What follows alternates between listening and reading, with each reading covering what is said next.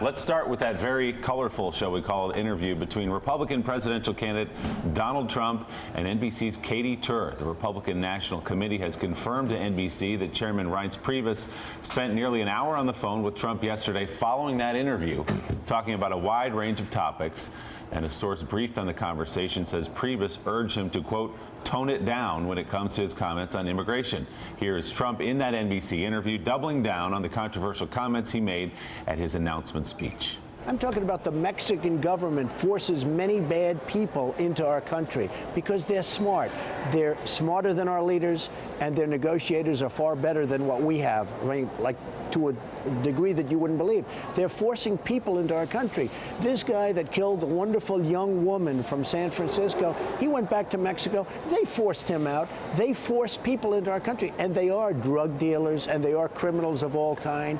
We are taking Mexico's problems.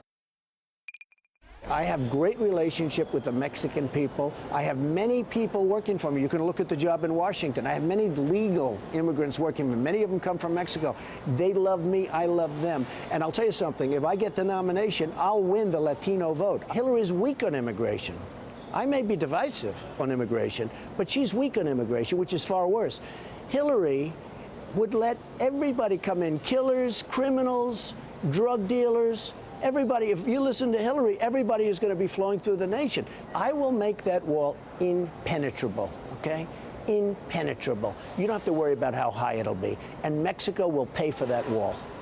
Now, Trump's mention of that hotel in D.C. was not by accident. It was in response to a question in a Washington Post article which cited hotel workers who told the paper they had come to the United States illegally. The Trump campaign reissued a statement about that report following yesterday's interview that reads, in part, our contractors are required to have prospective employees produce documentation that establishes identity and employment eligibility in compliance with immigration law.